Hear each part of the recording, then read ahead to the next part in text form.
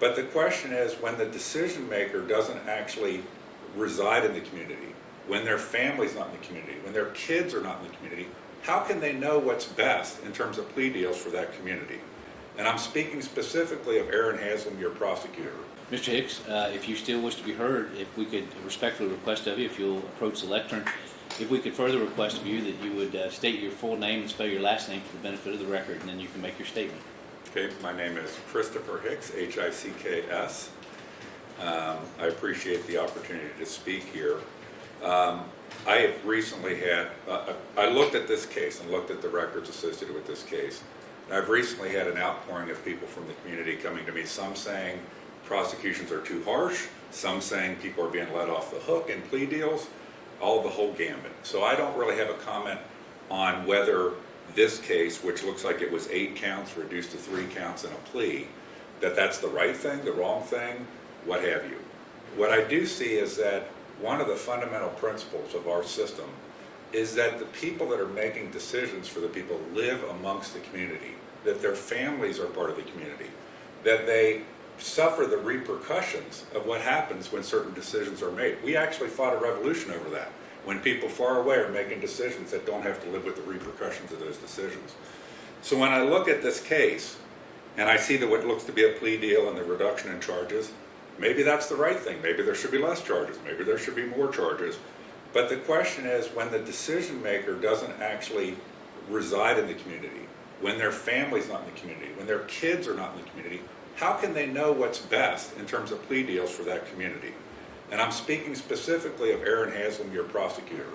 His family clearly lives in a $1.7 million house in Indian Hill. His kids live there. They go to school there. He supposedly lives in an efficiency apartment where, based on the water records, he doesn't even use enough water a day to take a shower.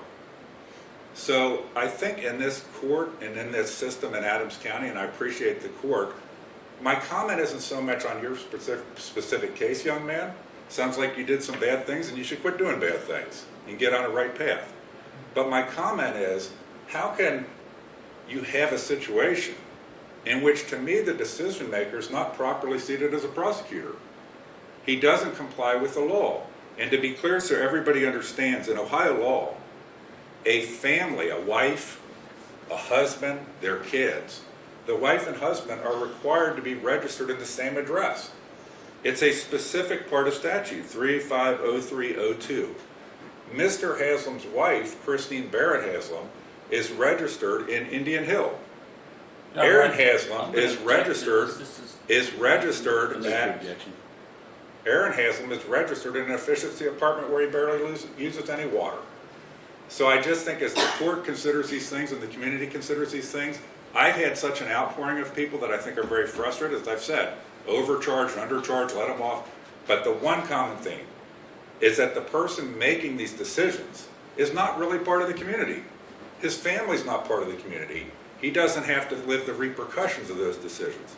So I appreciate the court letting me surface this issue and bring this issue to the attention. But I think it's something that needs to get resolved, because the statute's unambiguous. A husband and wife in Ohio, unless they are legally separated, which would be reflected in a court document, they're on the road to divorce per se, they need to be registered in the same address. To me, it's very clear that the prosecutor's here's real domicile is in Indian Hill, where his wife lives, where his kids go to school, where he's out a lot of the time. And I'm just concerned here, because of so many people that have reached out to me so concerned, that not whether what's right or wrong in a particular case, but how can it be that we have somebody making these decisions who is not really part of our community, their wife and family is not part of the community, and when that is such a fundamental principle in our system is that the people, like I'm sure, Judge, you live in this community, your family probably lives in this community, everybody, that's a fundamental principle of our system. So I thank you very much for being able to comment. Mr. Hicks, I am going to allow counsel, and I think you anticipated from your email that there might be inquiries made of you.